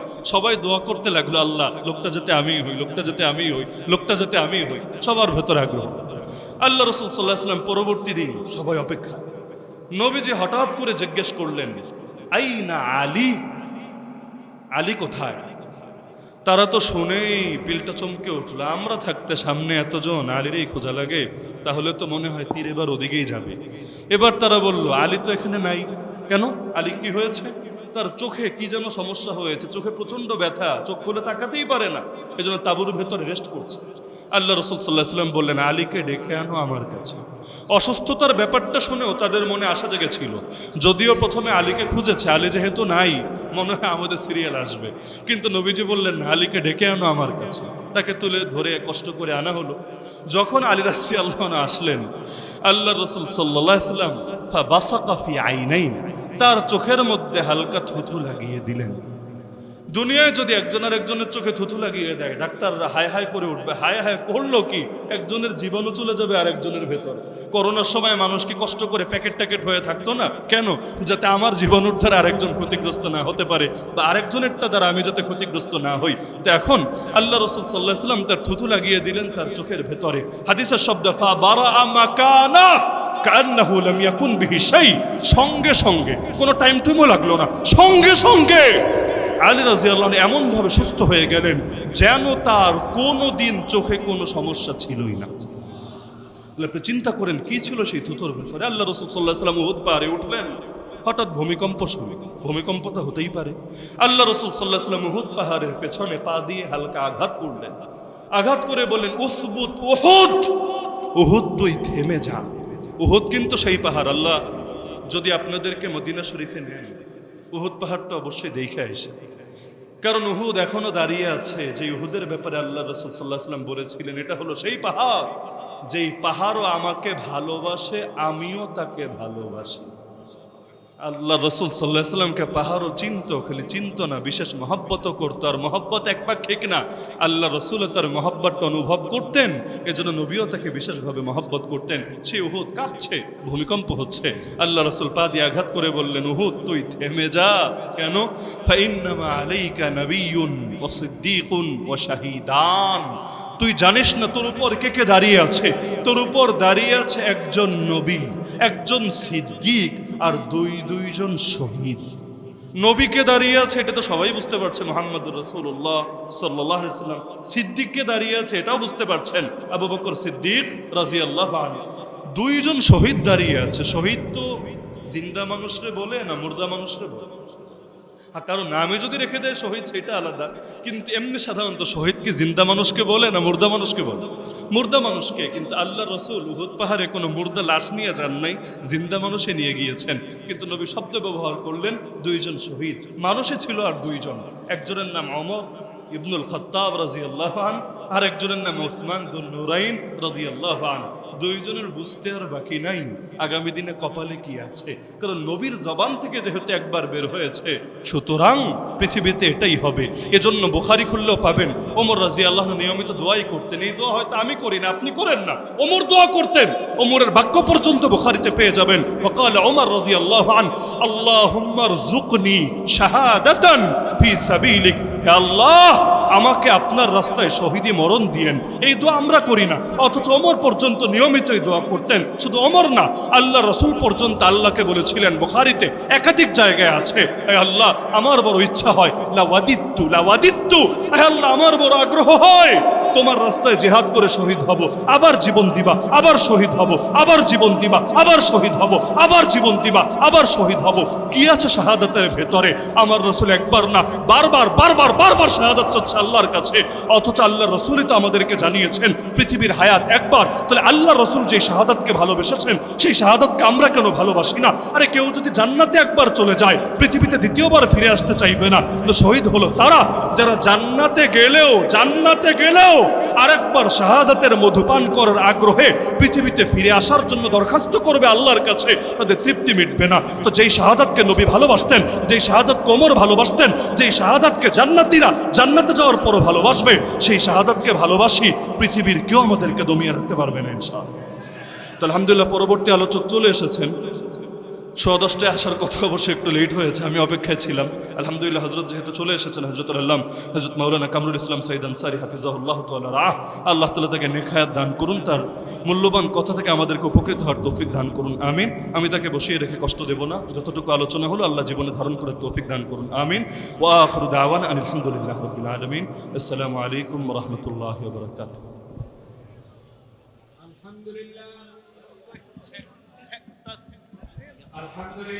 জিজ্ঞেস করেছিলেন, বলো তো আমি যদি তোমাদেরকে বলি পাহাড়ের পেছনেই শত্রু বাহিনী চলে এসেছে, কিছুক্ষণ পরই তোমাদের উপর হামলা চালাবে, তোমরা কি আমার কথা বিশ্বাস করবা? আল্লাহ রাসূল নিশ্চিত হয়ে নিচ্ছেন। তারা বলল, কেন বিশ্বাস করব না মুহাম্মদ, মা জাররাবনা আলাইকা ইল্লা সিদকা, আমরা তো তোমার ব্যাপারে সত্যের অভিজ্ঞতাই শুধু লাভ করেছি, তোমার জবান থেকে কোনো দিন কোনো মিথ্যা কথা বের হতে আমরা দেখি নাই। তাহলে নবীর দুশমনরাও এটা স্বীকার করতে বাধ্য ছিল। আর স্বীকার করবে না কিভাবে, যেখানে আমার রাসূল বলেন লাইসা শাইউন বাইনাস সামাই ওয়াল আরদ ইল্লা ইয়ালামু আন্নী রাসূলুল্লাহ ইল্লা আসিয়াল জিন্নি ওয়াল ইনস। আসমান এবং জমিনের মধ্যে এমন একটা জিনিসও নাই যেই জিনিসটা জানে না সুনিশ্চিতভাবে যে আমি আল্লাহর রাসূল। শুধুমাত্র কিছু নাফরমান, কিছু অবাধ্য জিন আর ইনসান বাদে প্রতিটা মাখলুক এ কথা জানে এবং মানে আমি শুধু সাধারণ বান্দা না, আমি আল্লাহর নবী, আল্লাহর রাসূল। এজন্য সহিহ মুসলিম খোলেন, হাদিস পাবেন, আল্লাহ রাসূল বলেন ওয়াল্লাহি, আল্লাহর কসম করে বলছি, ইন্নী লা আরিফু হাজারাম বিমাক্কা কানা ইউসাল্লিমু আলাইয়া ক্বাবলা আন উবআস ইন্নী লা আরিফুহুল আন। সেই পাথরটাকে আজও আমি মুহাম্মদ ভালো করে চিনি। আরে আমার কাছে ওহী আসা শুরু হওয়ার আগেই যেই পাথর মক্কায় আমাকে দেখলেই সালাম দিত, সালাম। আপনি চিন্তা করেন, এখনো ওহী আসা শুরুই হয় নাই, এখনো মানুষ তাকে নবী রাসূল হিসাবে চিনতে শুরুই করে নাই। কিন্তু পাথর পর্যন্ত চিনত এই মানুষটা আল্লাহর একজন নবী, এই মানুষটা আল্লাহর একজন রাসূল। এমনকি কি ছিল তার মাঝে, একবার তিনি কোরবানির দিন নিজ হাতে কোরবানি করবেন। এই মাসালা তো সবাই জানেন আশা করি। কোরবানি নিজের হাতে করা ভালো না অন্যের হাতে করা ভালো? যারা সুন্নাত সম্মত পদ্ধতিতে কোরবানি করতে জানে, যারা জানে না তাদেরকে বলছেন, যারা সুন্নতি তরিকায় কোরবানি করতে জানে তাদের কোরবানি নিজের হাতেই করা উত্তম। আল্লাহ রসুল নিজের হাতে কোরবানি করতেন, অনেকগুলো উট বাঁধা, আল্লাহ রসুল একটা একটা করে সবগুলোকে কোরবানি করবেন। উটকে তো আর জবাই করে না, উটকে নহর করে দাঁড়ানো থাকে, গলার নির্দিষ্ট জায়গায় ছুরি দিয়ে আঘাত করে রক্ত গড়াতে গড়াতে সেটা নিস্তেজ হয়ে যায়, সেটা প্রাণবায়ু বের হয়ে যায়। আল্লাহ রসুল সাল্লাল্লাহু আলাইহি ওয়াসাল্লামের এক সাহাবী বলেন, আমি অবাক হয়ে দেখছিলাম, উটগুলো তো বাঁধা, আমরা তো চাচ্ছিলাম একটা একটা নিব, নবী একটা নহর করা শেষ করবেন, আর একটা নিব, সেটা কোরবানি করবেন, এভাবে সিরিয়াল বাই সিরিয়াল কাজ করব। কিন্তু আমরা অবাক হয়ে হঠাৎ লক্ষ্য করলাম সবগুলো উট রশি ছেঁড়ার জন্য প্রতিযোগিতা শুরু করে দিল, কার আগে কে আমার নবীর হাতে কোরবানি হবে, এর জন্য তাদের মধ্যে প্রতিযোগিতা শুরু হয়ে গেল। আপনি চিন্তা করেন কি ছিল তার ভেতরে, তার হাতে কোরবানি হতে পারাকে, তার হাতে কোরবানি হতে পারাকে নিজের জন্য উট পর্যন্ত গর্বের বিষয় মনে করছে। এমনকি আল্লাহ রাব্বুল আলামিন কি শান দিয়েছিলেন তাকে, ওই ঘটনা কে না জানে। মিম্বার নির্মাণ হওয়ার আগে, মদিনার মসজিদে মিম্বার তৈরি হওয়ার আগে এক খেজুর গাছের কাণ্ড ব্যবহৃত হতো আল্লাহ রসুল সাল্লাল্লাহু আলাইহি ওয়াসাল্লামের খুতবার সময়। যখন মিম্বার তৈরি হলো, এক লোক সেটা আল্লাহ রসুলের অনুমতি নিয়ে তাকে বানিয়ে দিলেন, আল্লাহ রসুল মিম্বারে উঠলেন। ওই সময়ের এই ঘটনা তো সকলে জানে, খেজুর গাছের ডালের ভেতর থেকে কান্নার আওয়াজ বের হচ্ছিল, সাহাবীরা পর্যন্ত বুঝতে পারছিল না, আরে এর ভেতর থেকে কিভাবে আওয়াজ আসছে, কিভাবে সম্ভব। আল্লাহ রসুল সাল্লাল্লাহু আলাইহি ওয়াসাল্লাম সেটা হাতে নিলেন, কান্না পর্যন্ত থেমে গেল এবং তিনি বললেন, যদি যদি আমি এটাকে না ধরতাম, আমার পরশে না নিতাম, এটা চিরকাল শুধু কেঁদেই যেত, কেঁদেই যেত, কেঁদেই যেত। আল্লাহ রসুলের শানে আবু তালেব পর্যন্ত, যে নিজে হয়তো কালেমা পড়ে নাই, কিন্তু সেও এই স্বীকৃতি দিতে বাধ্য হয়েছে, ও আবিয়াদা ইউস্তাসকাল গামামু বিওয়াজহিহি সিমালুল ইয়াতামা ইসমাতুন লিল আরামিলি। আরে সে তো এমন সুব্রজ্জ্বল, সে তো এমন মহান ব্যক্তিত্ব যার ওসিলা দিয়ে মেঘ থেকে বৃষ্টি কামনা করা হয়, সে এতিমদের আশ্রয়স্থল এবং বিধবাদের রক্ষক। আল্লাহ রসুল এক শুক্রবার দিন জুমার সময় খুতবা দিচ্ছেন, এক বেদুইন লোক, বেদুইন মানে মরুভূমিতে থাকে, অত আদব কায়দাও বোঝে না এবং শহরের নিয়ম কানুনের সঙ্গে ওরা পরিচিত না। খুতবার মধ্যে দাঁড়ায়া বলে উঠল, ইয়া রাসূলুল্লাহ, হালাকাল আহল হালাকাল মাল ওয়া জাআল আয়াল। আল্লাহ রসুল সাল্লাল্লাহু আলাইহি ওয়াসাল্লামকে বলছে, আমাদের সম্পদ তো সব শেষ হয়ে গেল, আমাদের ফ্যামিলি তো মরার উপক্রম হলো। কেন কেন কি হয়েছে? সে বলল, কতদিন ধরে বৃষ্টি নেই আপনি জানেন, ইতিমধ্যে দুর্ভিক্ষ দেখা দিয়েছে, আমাদের ফ্যামিলিও বরবাদ, আমাদের সম্পদও বরবাদ, এখন আমাদের কি হবে? আল্লাহ রসুল সাল্লাল্লাহু আলাইহি ওয়াসাল্লাম সেই সময় আল্লাহকে বললেন, দেরি করলেন না, সেই সময় আল্লাহকে বললেন, আল্লাহুম্মা স্কিনা, আল্লাহুম্মা স্কিনা, আল্লাহুম্মা স্কিনা। আল্লাহ আমাদেরকে বৃষ্টি দিয়ে সিক্ত করেন, বৃষ্টি দিয়ে সিক্ত করেন, বৃষ্টি দিয়ে সিক্ত করেন। সাহাবী বলেন, দোয়া মুখ থেকে বের হতে দেরি, ফল প্রকাশ হতে দেরি না। আমাকে বলেন, নবীর দোয়া কবুল হতে কি কোনো বাধা আছে? আমাদের দোয়া কবুল হতে নয়তো বিভিন্ন বাধা টাধা থাকে। অনেক সময় হারাম ইনকামের কারণে, হারাম খাওয়ার কারণে দোয়া কবুল হয় না। কখনো দোয়ার আদব না জানার কারণে, যেমন দোয়া করতে হয় নবীর শানে দরুদ পড়ে, এখন যারা দরুদে কার্পণ্য করে তাদের দোয়াও আল্লাহ রসুল বলেন আসমান এবং জমিনের মধ্যে আটকে যায়। ইন্না দুআ মাওকুফুন বাইনাস সামাই ওয়াল আরদ, নিশ্চয়ই দোয়া আসমান আর জমিনের মধ্যে আটকে থাকে যদি না বান্দা নবীর শানে দরুদ পড়ে। তা আমাদের দোয়া কবুল হতে অনেক বাধা থাকে, কিন্তু নবীর দোয়া কবুল হতে কোনো বাধা আছে? নবীর যেই দোয়া আল্লাহ কবুল করেন নাই সেটা নিজেই জানিয়ে দিয়েছেন যে ইয়া রাসূলুল্লাহ আপনার এই দোয়া আমি কবুল করলাম না, কারণ এটা আমার সিদ্ধান্তের বিপরীত। যেমন আল্লাহ রসুলের একটা দোয়া এক হাদিসের মধ্যেই আছে যে আল্লাহ রসুল 3টা দোয়া করলেন, আল্লাহ 2টা কবুল করলেন, একটা ফিরায় দিলেন এবং নবীকে জানিয়ে দিলেন ইয়া রাসূলুল্লাহ এই দোয়া আমি কবুল করব না, এটা আমার সিদ্ধান্তের বিপরীত। আপনি এখন অবাক হবেন কোন সেই দোয়া যেটা আল্লাহই বলে দিলেন নবীকে কবুল করবেন না। এটা বুঝতে চাইলে আগের দোয়াটা বোঝেন যে কবুল করলেন কোনটা। নবী আল্লাহকে বলেছিলেন আয় আল্লাহ আমার উম্মতের উপর বহিঃশত্রুকে, বহিঃশত্রু বুঝেন বাইরের দুশমন আর কি, কাফের মুশরিক ইহুদি খ্রিস্টান হিন্দু বৌদ্ধ নাস্তিক যা হতে পারে, অর্থাৎ অমুসলিম যারা, আয় আল্লাহ আমার উম্মতের উপর অমুসলিমদেরকে এমন ভাবে চাপিয়ে দিবেন না যে আমার উম্মতকে সবাইরে মেরে ফেলেছে, কচুকাটা করে ফেলেছে, আয় আল্লাহ এমনটা আপনি করবেন না। আল্লাহুম্মা লা তুসাল্লিত আলাইহিম আদুওয়াম মিন সিওয়া আনফুসিহিম ফায়াস্তাবিহা বাইদাতাহুম, নবীর বাক্য আজও হাদিসে লেখা আছে। আল্লাহ জানিয়ে দিলেন ইয়া রাসূলুল্লাহ এই দোয়া কবুল করলাম।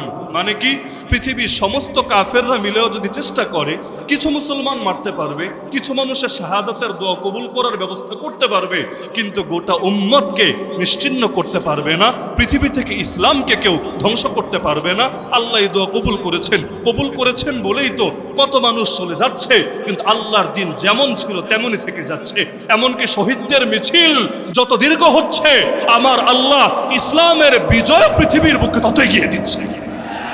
আরে কারো মৃত্যুতে যদি ইসলাম থেমে যেত, অনেকে তো ভাবে অমুককে মেরে ফেললে ইসলাম শেষ, তমুককে শহীদ করে দিলে ইসলাম শেষ, অমুককে জেলে ভরে রাখলে ইসলাম শেষ। আরে পাগল তোমরা ভেবেছ কি কারো বিদায়ে যদি ইসলাম থেমে যেত, আল্লাহ রসুল রফাতের পরে ইসলাম হারিয়ে যেত। আমার রসুল রফাতের পর কেউ কেউ বেঈমান হয়েছে, তারা ভেবেছে মোহাম্মদ শেষ, মোহাম্মদের ধর্ম শেষ, এই ধর্ম আর আগ বাড়বে না। অথচ ওরা জানে না যে ইসলামকে হেফাজতের দায়িত্ব নিয়েছেন আল্লাহ, যতদিন আল্লাহ আছে এই দ্বীনের ক্ষতি কেউ করতে পারবে না। আমার রসুল বিদায় হয়েছেন, ওফাত বরণ করেছেন, হ্যাঁ আমার নবী আজও জিন্দা হয়ে রওজায়ে আতহারে শুয়ে আছেন, কিন্তু আমার নবী মাটির উপর থেকে মাটির নিচে যাওয়ার পরে কেউ কেউ ভেবেছিল ইসলাম শেষ। ইসলাম শেষ হয়েছে না আরো এগিয়েছে? আল্লাহ রসুল যখন ইসলাম রেখে গিয়েছিলেন মক্কা মদিনা এবং তার পার্শ্ববর্তী কিছু অঞ্চলে, কিন্তু ভবিষ্যৎবাণী করেছিলেন সেদিন বেশি দূরে না, সেদিন বেশি দূরে না, পৃথিবীর প্রতিটা ঘরে ঘরে আমার আল্লাহ ইসলামকে নিয়ে প্রবেশ করাবে। আরে আমার নবী সাল্লাল্লাহু আলাইহি ওয়াসাল্লাম এমন একদিন রেখে গিয়েছেন, বেশি দিন লাগে নাই। আল্লাহ রসুলের পর মাত্র 2 বছর খলিফা ছিলেন আবু বকর রাদিয়াল্লাহু আনহু। এরপর যিনি আসলেন তার নামটাও আপনারা বলেন অর্ধ জাহানের খলিফা। অর্ধজাহান বুঝেন? অর্ধজাহান পর্যন্ত বিজয় যেতে কয়দিন লাগলো? কয়দিন লাগলো? এর মধ্যে আমার আল্লাহ ঠিকই পৌঁছে দিলেন। তা আমার রসুলের ওফাতের পর যেহেতু ইসলাম থামে নাই, সিদ্দিক আকবর আবু বকর রাদিয়াল্লাহু আনহু খাবারে বিষ মিশানো হয়েছিল, ইসলাম থামে নাই। ওমর ফারুক রাদিয়াল্লাহু আনহুকে নামাজের ইমামতি করা অবস্থায় শহীদ করা হয়েছিল, ইসলাম থামে নাই। ওসমান দুন নুরাইন রাদিয়াল্লাহু আনহুকে কোরআন তিলাওয়াত করা অবস্থায় শহীদ করা হয়েছিল, ইসলাম থামে নাই। আলীউল মুর্তাজা রাদিয়াল্লাহু আনহু ফজরের নামাজের ইমামতি করার জন্য যাচ্ছিলেন, প্রতিমধ্যে শহীদ করা হয়েছিল, ইসলাম থামে নাই। হাসান রাদিয়াল্লাহু আনহু খাবারে বিষ মেশানো হয়েছিল, ইসলাম থামে নাই। হুসাইন রাদিয়াল্লাহু আনহু রক্তে কারবালার প্রান্ত রঞ্জিত করা হয়েছিল, ইসলাম থামে নাই। আল্লাহ নবীর হাজার হাজার সাহাবীকে শহীদ করা হয়েছিল, ইসলাম থামে নাই। আরে জালেম ইয়াজিদ এসে মদিনার উপর পর্যন্ত হামলা চালিয়ে দিয়েছিল, ওয়াকিয়া হাররা, এই মদিনাবাসী রক্ত ছড়ানোর পরও ইসলাম থামে নাই। ইমাম আবু হানিফাকে নিয়ে জেলে ভরা হলো, খাবারে বিষ মিশিয়ে শহীদ করা হলো, ইসলাম থামে নাই। ইমাম মালিক রাহমাতুল্লাহ আলাইহির মুখে চুনকালি লাগিয়ে গাদার পিঠে চড়িয়ে মদিনার অলিতে গলিতে ঘোরানো হলো, ইসলাম থামে নাই। ইমাম শাফিঈকে নিয়ে পর্যন্ত জেলে ভরা হলো, ইসলাম থামে নাই। ইমাম আহমদ বিন হাম্বল রাহমাতুল্লাহ আলাইহিকে একের পর এক তিনজন বাদশাহ জুলুম করে গেল, ইসলাম থামে নাই। ইমাম ইবনে তাইমিয়া কারাগারের ভেতরে লাশ হলেন, ইসলাম থামে নাই। মুজাদ্দিদ আল ফিসানি রাহমাতুল্লাহ আলাইহি জেল খাটলেন, ইসলাম থামে নাই। এরপর রক্তের দরিয়া শুধু বয়ে যাচ্ছে বালাকোটের প্রান্তরে। কই পরিমাণ সৈয়দ আহমদ শহীদ ইসমাইল শহীদ থেকে শুরু করে কত বুজুর্গানে দিনকে শহীদ করা হলো, ইসলাম থামে নাই। নাই। এমনকি কাফেলা চলতে চলতে এখন এই বাংলাদেশে এসে পর্যন্ত কত আলেমকে নির্মমভাবে শহীদ করা হলো। এমনকি কোরআনের পাখি মুফাসসিরে কোরআন আল্লামা দেলোয়ার হোসেন সাঈদ রাহমাতুল্লাহ আলাইহি জীবিত থাকলে আজকে হয়তো এই মাহফিলেও তিনি হাজির থাকতেন। আল্লাহর বান্দাকেও নির্মমভাবে শহীদ করা হলো। ইসলাম থামে নাই। ওরা ভেবেছে কাউকে মেরে ফেললে, কাউকে হত্যা করে ফেললেই ইসলাম থেমে যায়। কিন্তু শুনে রাখো জালেমরা, শুনে রাখো আল্লাহর দুশমনরা, শুনে রাখো তাগুতরা, তোমরা একজনকে মারবা 10 জন তৈরি হবে, 10 জনকে মারবা 100 তৈরি হবে, 100 মারবা 1000 তৈরি হবে। মনে রেখো যে দিন বিজয়ের দায়িত্ব নিয়েছে আল্লাহ, এই দিনকে থামাতে পারবা না।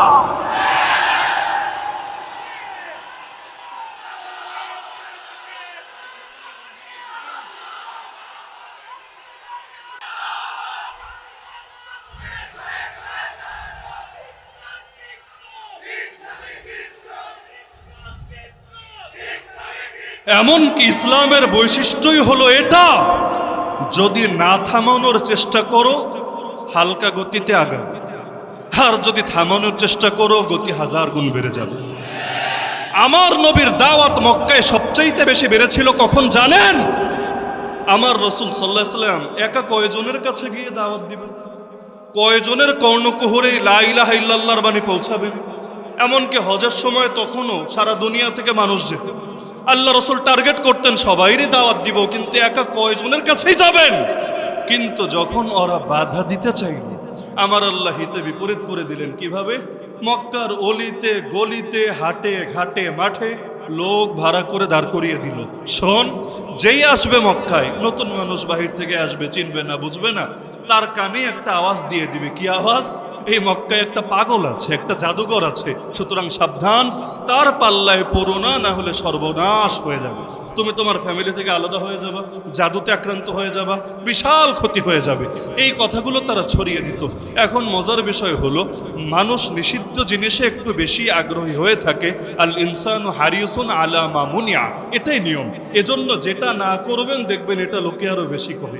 আপনি বলবেন ভাই খুনোখুনি করিস না, দেখেন দেশের মধ্যে খুনোখুনি আরো বেড়েছে। হুজুররা ওয়াজ করছে চাঁদাবাজি করিস না, দেশের মধ্যে চাঁদাবাজি আরো বেড়ে গিয়েছে।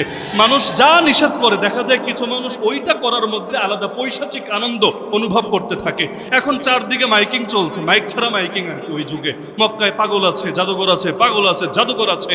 এখন মানুষ শুনতে শুনতে বিরক্ত। কি রে ভাই, কত পাগলই তো দুনিয়ায় আছে, কোন পাগল নিয়ে লোকদেরকে তো এত সিরিয়াস হতে দেখি নাই।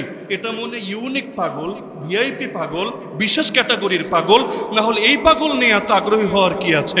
যাই একটাবার পাগল দেখেই যাই, এলাকায় গিয়ে গর্ব করতে পারবো, গল্প করতে পারবো। কারণ ইউনিক জিনিস নিয়ে গল্প করা যায়, কমন জিনিস নিয়ে গল্প হয় না। কমন জিনিস নিয়ে গল্প হয় না, আনকমন জিনিস নিয়ে গল্পটা বেশি হয়। এখন যেই যায় পাগল দেখতে, আলহামদুলিল্লাহ সেই ফিরে আসে আল্লাহর নবী সাল্লাল্লাহু আলাইহি ওয়াসাল্লামের প্রতি মুগ্ধ হয়ে অনেকে কালেমা পড়ে লা ইলাহা ইল্লাল্লাহ মুহাম্মাদুর রাসূলুল্লাহ। তো লসটা হলো কোথায়?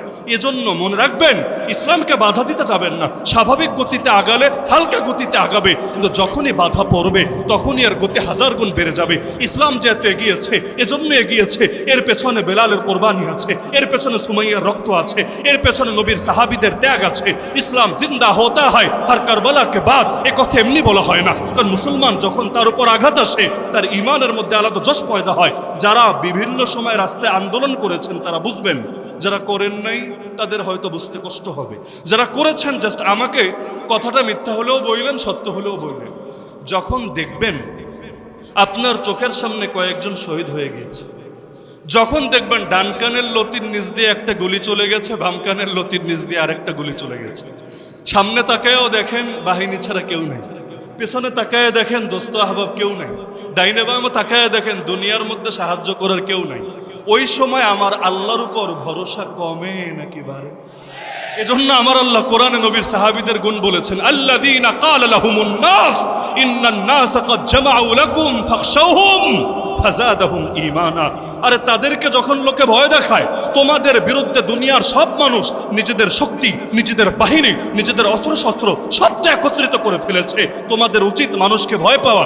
এই কথা শুনলে তাদের ঈমানের দরিয়ায় জোশ চলে আসে, আর তারা বলতে শুরু করে হাসবুনাল্লাহ। আরে কার ভয় দেখো আমাদেরকে? আমাদের জন্য এক আল্লাহই যথেষ্ট, আর তিনি সর্বোত্তম অভিভাবক। মুসলমান যখন মাজলুম হয়, তার সামনে মাজলুমদের ইতিহাস ভেসে আসে। এজন্য আমার নবী আমার আল্লাহ পূর্বের নবীদের সবচাইতে বেশি গল্প শুনিয়েছেন কবে জানেন? মদিনার জীবনে না, বরং মক্কার জীবনে। বলবেন কেন? মক্কার জীবনে আমার নবী রক্ত ঝরাচ্ছেন, মায়ের খাচ্ছেন, মাজলুম হচ্ছেন, 3 বছরের বেশি জেল খাটছেন। আমার আল্লাহ তাদের ইতিহাস শুনিয়ে বলছেন, তারা যদি পারে আপনি কেন পারবেন না? তারা যদি সবর করে আপনি কেন করবেন না? মানুষের সামনে এটা ভেসে ওঠে। সুতরাং আপনার উপর যদি আঘাত আসে আর আপনি যদি স্মরণ করেন, আরে ওরা আর আমার কি ক্ষতি করবে? আমার দুশ্মন আমার আর কি ক্ষতি করবে? আমার গাল তো নবীর গালের চাইতে বেশি দামি না। আল্লাহ নবীর গালে তো চর পর্যন্ত মারা হয়েছে। আমার চেহারা নবীর চেহারার চাইতে তো বেশি দামি না। আল্লাহ নবীর চেহারা মোবারকে থুতু পর্যন্ত ছোড়া হয়েছে। আমার দাঁত নবীর দাঁতের চাইতে বেশি দামি না। আল্লাহ নবীর দাঁত মোবারক জিহাদের ময়দানে শহীদ হয়েছে। আমার গলা নবীর গলার চাইতে বেশি দামি না। আল্লাহ নবীর গলায় চাদর পেঁচিয়ে শ্বাস বন্ধ করে হত্যা করার চেষ্টা করা হয়েছে। আমার আঙ্গুল নবীর আঙ্গুলের চাইতে বেশি দামি না। জিহাদের মাঠে আমার নবীর আঙ্গুলকে রক্ত ঝরেছে, আর নবী আঙ্গুল ধরে কবিতা বলেছে ঠান্ডা মাথায়, ওয়াহাল আনতি ইল্লা ইসবাং দামিতি ওয়া ফি সাবিলিল্লাহি মা লাকিতি। আরে আমার পেট নবীর পেটের চাইতে বেশি দামি না। আল্লাহ নবীকে ক্ষুধার জ্বালায় পেটে পাথর পর্যন্ত বাঁধতে হয়েছে। আমার সময় নবীর সময়ের চাইতে বেশি দামি না। 3 বছরের বেশি আল্লাহ নবীকে জেল খাটতে হয়েছে। আমার জীবন নবীর জীবনের চাইতে বেশি দামি না। আল্লাহ নবীর খাবারে বিষ মিশানো হয়েছে এবং এর ফলস্বরূপ এর 3 বছর পরে 7ম হিজরিতে বিষ খাওয়ানো হয়েছে। এর 3 বছর পরে নবী যে শহীদ হওয়ার দোয়া করেছিলেন আল্লাহর কাছে, আল্লাহ সে দোয়া কবুল করেছে। তা আমার নবী মুজাহিদ নবী ছিলেন, আমরা তো মুজাহিদ নবীর মুজাহিদ উম্মত হব। আমার নবী শহীদ নবী ছিলেন, আমরা শহীদ নবীর শহীদ উম্মত হব। আমার নবী সাহসী নবী ছিলেন, আমরা সাহসী নবীর সাহসী উম্মত হব। আমার নবী রক্ত ঝরিয়েছেন, বাতিলের সামনে মাথা নত করেন নাই। তা আমরা কিভাবে বাতিলের সামনে মাথা নত করব? সুতরাং জান যদি যায় তবুও নবীর পথে থাকবো, মাল যদি যায় তবুও নবীর পথে থাকবো, জেল যদি খাটা লাগে তবুও নবীর পথে থাকবো, এমনকি ফাঁসির কাষ্টে যদি চড়া লাগে তবুও নবীর পথে থাকবো। যতদিন বেঁচে আছি আল্লাহ নবীর আদর্শ জিন্দা করার জন্য লড়াই চালিয়ে যাব। এমনকি এর জন্য যদি রক্ত ঝরে, সেই রক্ত ঝরাকে সৌভাগ্যের বিষয় মনে করব। এই চেতনা যদি কারো ভেতরে আসে, পৃথিবীর জালেমরা কিভাবে তাকে দমাবে, কিভাবে তাকে থামাবে? আমি তো মনে করি আল্লাহ নবীর কোরবানিকে কোনো মুসলমান যদি দিলের মধ্যে ধারণ করতে পারে, পৃথিবীর কোনো অপশক্তি নাই ইসলামের বিজয় থামিয়ে দেবে।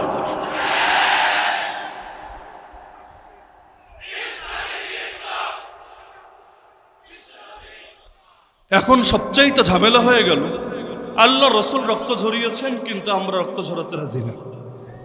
আল্লাহ রসুল 3 বছরের বেশি অবরুদ্ধ থেকেছেন, জেলের চাইতেও বড় কষ্ট। জেল তো আমরাও খেটেছি 1 বছর।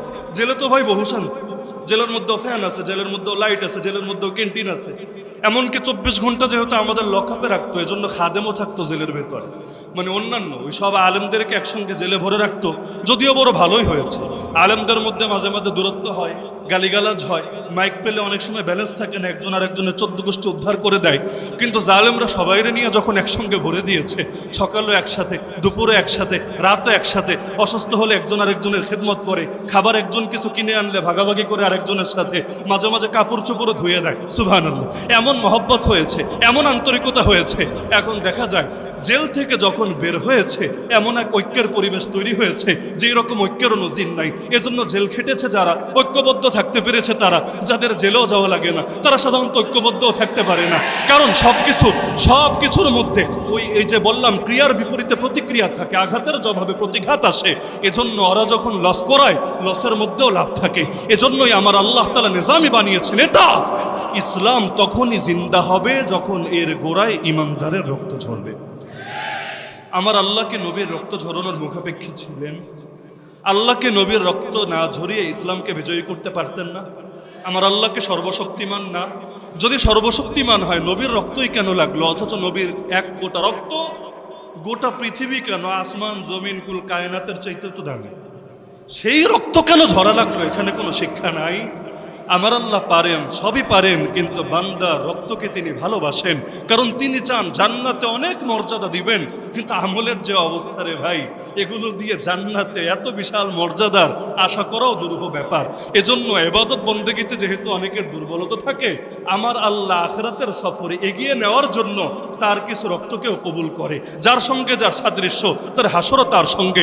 যদি দিনের জন্য গায়ে কিছু আঘাতও লাগে, আশা তো করতে পারি কিয়ামতের দিন আল্লাহ চাইলে ওসিলায়ও বেলালের সাথে, সোহাইবের সাথে, আম্মারের সাথে, ইয়াসিরের সাথে, খুবাইবের সাথে, খাব্বাবের সাথে, সুমাইয়ার সাথে রাদিয়াল্লাহু আনহুম আনহুন্না আজমাইন, এমনকি খুলাফায়ে রাশিদিনের সাথে, ইমাম হাসান হুসাইনের সাথে আল্লাহ চাইলে আমাদের হাসরত করিয়ে দিতে পারে। সুতরাং লসের কি আছে? আমার নবীকে চিনত সকলেই। আবু সুফিয়ান একদিন তার বাহনের পিঠে চড়ে যাচ্ছে। ওই যুগে তো উটটুট ব্যবহার করতো, কখনো ঘোড়া কখনো গাধা ব্যবহার করতো। সেখানে সেও আছে, তার স্ত্রী হিন্দাও আছে এবং তার পুত্র মুআবিয়া, সকলেই আছেন তারা সেখানে। তখনও তারা কেউ কালেমা পড়েননি। আল্লাহ রাসূল সাল্লাল্লাহু আলাইহি ওয়াসাল্লামকে হঠাৎ দেখলেন। আবু সুফিয়ান তার পুত্রকে বলল, হে মুআবিয়া, তুমি নেমে যাও, মুহাম্মদকে চড়ার জায়গা দাও। কারণ এটা তো স্বাভাবিক, আপনিও যদি দেখেন একজন সম্মানিত মানুষ এসেছে, কখনো নিজের ছেলেকে সরিয়ে আপনি তাকে বসতে দেন, তো তাকে উঠালেন। এভাবে কিছুক্ষণ সামনে চললেন। এরপর আল্লাহ রাসূল সাল্লাল্লাহু আলাইহি ওয়াসাল্লাম তাকে সেখানে দাওয়াত দিলেন। কোরআনে সূরা হামিম সাজদার কিছু আয়াত পড়ে শোনালেন। পুরা টাইম আবু সুফিয়ান মনোযোগ দিয়ে শুনলো, কোনো আওয়াজ নেই, কোনো বাধা নাই। যখন নেমে গেল, এবার পেছন থেকে হিন্দা, মানে আবু সুফিয়ানের স্ত্রী, সে বলল, ছি, একটা জাদুঘরের জন্য তুমি আমার বুকের ধন, আমার পুত্রকে বাহন থেকে নামায় দিলে, এটা কেমনে পারলা? আমার পুত্রকে খালি আমার একার পুত্র, তোমার পুত্র না? পুত্রের ব্যাপারে কি এতটুকু মায়া তোমার দিলে নাই? এবার আবু সুফিয়ান তখনও কিন্তু নবীর দুশমন, কালেমা পড়ে নাই, এর বহু পরে পড়েছে, কিন্তু তখনও বলল, আরে হিন্দা, ওয়াল্লাহি, আল্লাহর কসম করে বলছি, সে কোনো মিথ্যাবাদীও না, কোনো জাদুঘরও না। তার মানে আল্লাহ রাসূল সাল্লাল্লাহু আলাইহি ওয়াসাল্লামকে আমার আল্লাহ এইরকম শানে দিয়েছিলেন, না দিবেন না? আল্লাহ রাসূল খায়বারের যুদ্ধে বললেন, আগামীকাল ঝান্ডা তুলে দিব এমন একজনের হাতে যার মধ্যে 3টা গুণ আছে। 1 নম্বর গুণ, সে আল্লাহ এবং তার রাসূলকে ভালোবাসে। 2 নম্বর গুণ, আল্লাহ এবং তার রাসূলও তাকে ভালোবাসে। 3 নম্বর গুণ, ইফতাহুল্লাহু আলা ইয়াদাইহি, আল্লাহ তার হাতে যুদ্ধের মাঠে বিজয় এনে দেবে। এবার প্রতিটা সাহাবীর দিলের মধ্যে এই আগ্রহ জাগলো, হায় রে, লোকটা যদি আমিই হতাম, নবী যদি আমার হাতেই ঝান্ডা তুলে দিত, তাহলে 3 সার্টিফিকেট পেয়ে যেতাম। 1 নম্বর এটা পেতাম যে আল্লাহ এবং তার রাসূলের উপরে আমার মহব্বত আছে। 2 নম্বর এটাও পেতাম, মহব্বত একপাক্ষিক না, আল্লাহ এবং তার রাসূল আমাকে মহব্বত করে। আর 3 নম্বর বিজয়ও চলে আসতো আমার হাত ধরে, আমি ওসিলা হয়ে যেতাম। কতই না সৌভাগ্যের বিষয়। সবাই দোয়া করতে লাগলো, আল্লাহ, লোকটা যাতে আমিই হই, লোকটা যাতে আমিই হই, লোকটা যাতে আমিই হই। সবার ভেতরে আগ্রহ। আল্লাহ রাসূল সাল্লাল্লাহু আলাইহি ওয়াসাল্লাম পরবর্তী দিন সবাই অপেক্ষা। নবীজি হঠাৎ করে জিজ্ঞেস করলেন, আইনা আলী, আলী কোথায়? তারা তো শুনেই পিলটা চমকে উঠল। আমরা থাকতে সামনে এতজন, আলীরই খোঁজা লাগে, তাহলে তো মনে হয় তীর এবার ওদিকেই যাবে। এবার তারা বলল, আলী তো এখানে নাই। কেন? আলী কি হয়েছে? তার চোখে কি যেন সমস্যা হয়েছে, চোখে প্রচন্ড ব্যথা, চোখ খুলে তাকাতেই পারে না, এজন্য তাঁবুর ভেতরে রেস্ট করছে। আল্লাহ রাসূল সাল্লাল্লাহু আলাইহি ওয়াসাল্লাম বললেন, আলীকে ডেকে আনো আমার কাছে। অসুস্থতার ব্যাপারটা শুনেও তাদের মনে আশা জেগেছিল। যদিও প্রথমে আলীকে খুঁজেছে, আলী যেহেতু নাই, মনে হয় আমাদের সিরিয়াল আসবে, কিন্তু নবীজি বললেন, আলীকে ডেকে আনো আমার কাছে। তাকে তুলে ধরে কষ্ট করে আনা হলো। যখন আলী রাদিয়াল্লাহু আনহু আসলেন, আল্লাহ রাসূল সাল্লাল্লাহু আলাইহি ওয়াসাল্লাম ফাবাসাকা ফি আইনাইহি, তার চোখের মধ্যে হালকা থুথু লাগিয়ে দিলেন। দুনিয়ায় যদি একজন আর একজনের চোখে থুথু লাগিয়ে দেয়, ডাক্তাররা হায় হায় করে উঠবে, হায় হায় করলো কি, একজনের জীবাণু চলে যাবে আরেকজনের ভেতর। করোনার সময় মানুষ কি কষ্ট করে প্যাকেট হয়ে থাকতো না? কেন? যাতে আমার জীবাণুর দ্বারা আরেকজন ক্ষতিগ্রস্ত না হতে পারে, বা আরেকজনেরটা দ্বারা আমি যাতে ক্ষতিগ্রস্ত না হই। তো এখন আল্লাহ রাসূল সাল্লাল্লাহু আলাইহি ওয়াসাল্লাম তার থুথু লাগিয়ে দিলেন তার চোখের ভেতরে। হাদিসের শব্দ ফা বারাআ মাকানা কান্নাহু লাম ইয়াকুন বিহি শাই, সঙ্গে সঙ্গে, কোনো টাইম টুইমও লাগলো না, সঙ্গে সঙ্গে আলী রাদিয়াল্লাহু আনহু এমনভাবে সুস্থ হয়ে গেলেন যেন তার কোনো দিন চোখে কোনো সমস্যা ছিলই না। আপনি চিন্তা করেন কি ছিল সেই থুতুর ভেতরে। আল্লাহ রাসূল সাল্লাল্লাহু আলাইহি ওয়াসাল্লাম উহুদ পাহাড়ে উঠলেন, হঠাৎ ভূমিকম্প শুরু। ভূমিকম্পটা হতেই পারে। আল্লাহ রাসূল সাল্লাল্লাহু আলাইহি ওয়াসাল্লাম উহুদ পাহাড়ের পেছনে পা দিয়ে হালকা আঘাত করলেন। আঘাত করে বললেন, উসবুত উহুদ, উহুদ তুই থেমে যা। উহুদ কিন্তু সেই পাহাড়, আল্লাহ যদি আপনাদেরকে মদিনা শরীফে নেন, উহুদ পাহাড়টা অবশ্যই দেখে আসে, কারণ উহুদ এখনো দাঁড়িয়ে আছে। যে উহুদের ব্যাপারে আল্লাহ রাসূল সাল্লাল্লাহু আলাইহি ওয়াসাল্লাম বলেছিলেন, এটা হলো সেই পাহাড় যেই পাহাড়ও আমাকে ভালোবাসে, আমিও তাকে ভালোবাসি। আল্লাহ রসুল সাল্লাহ সাল্লামকে পাহাড়ও চিনত, খালি চিনত না, বিশেষ মহব্বতও করতো। আর মহব্বত এক পাক্ষিক না, আল্লাহ রসুলও তার মহব্বতটা অনুভব করতেন, এজন্য নবীও তাকে বিশেষভাবে মহব্বত করতেন। সে উহুদ কাঁপছে, ভূমিকম্প হচ্ছে, আল্লাহ রসুল পা দিয়ে আঘাত করে বললেন, উহুদ তুই থেমে যা। কেন? ফাইন্নামা আলাইকা নাবিয়্যুন ওয়া সিদ্দীকুন ওয়া শাহীদান। তুই জানিস না তোর উপর কে কে দাঁড়িয়ে আছে? তোর উপর দাঁড়িয়ে আছে একজন নবী, একজন সিদ্দিক, আর দুইজন শহীদ। নবীকে দাঁড়িয়ে আছে এটা তো সবাই বুঝতে পারছে, মুহাম্মদুর রাসূলুল্লাহ সাল্লাল্লাহু আলাইহি ওয়াসাল্লাম। সিদ্দিককে দাঁড়িয়ে আছে এটাও বুঝতে পারছেন, আবু বকর সিদ্দিক রাদিয়াল্লাহু আনহু। দুইজন শহীদ দাঁড়িয়ে আছে। শহীদ তো জিন্দা মানুষরে বলে না মুর্দা মানুষরে বলে। কারণ নামে যদি রেখে দেয় শহীদ সেটা আলাদা, কিন্তু এমনি সাধারণত শহীদকে জিন্দা মানুষকে বলে না মুর্দা মানুষকে বলে? মুর্দা মানুষকে। কিন্তু আল্লাহ রসুল উহুদ পাহাড়ে কোনো মুর্দা লাশ নিয়ে যান নাই, জিন্দা মানুষে নিয়ে গিয়েছেন। কিন্তু নবী শব্দ ব্যবহার করলেন দুইজন শহীদ। মানুষে ছিল আর দুইজন, একজনের নাম ওমর ইবনুল খাত্তাব রাদিয়াল্লাহু আনহু, আর একজনের নাম উসমান দুন নুরাইন রাদিয়াল্লাহু আনহু। দুইজনের বুঝতে আর বাকি নাই আগামী দিনে কপালে কি আছে, কারণ নবীর জবান থেকে যেহেতু একবার বের হয়েছে, সুতরাং পৃথিবীতে এটাই হবে। এজন্য বুখারী খুললেও পাবেন ওমর রাদিয়াল্লাহু আনহু নিয়মিত দোয়াই করতেন। এই দোয়া হয়তো আমি করি না, আপনি করেন না, ওমর দোয়া করতেন। ওমরের বাক্য পর্যন্ত বুখারীতে পেয়ে যাবেন। ওয়াকাল ওমর রাদিয়াল্লাহু আনহু আল্লাহুম্মা রযুকনি শাহাদাতান ফি সাবিলিক। হে আল্লাহ, আমাকে আপনার রাস্তায় শহীদি মরণ দিয়েন। এই দোয়া আমরা করি না, অথচ ওমর পর্যন্ত নিয়মিত এই দোয়া করতেন। শুধু ওমর না, আল্লাহ রসুল পর্যন্ত আল্লাহকে বলেছিলেন, বুখারীতে একাধিক জায়গায় আছে, হে আল্লাহ আমার বড় ইচ্ছা হয়, লাওয়াদিত্তু, হে আল্লাহ আমার বড় আগ্রহ হয় তোমার রাস্তায় জিহাদ করে শহীদ হব, আবার জীবন দিবা, আবার শহীদ হব, আবার জীবন দিবা, আবার শহীদ হব, আবার জীবন দিবা, আবার শহীদ হব। কি আছে শাহাদাতের ভেতরে?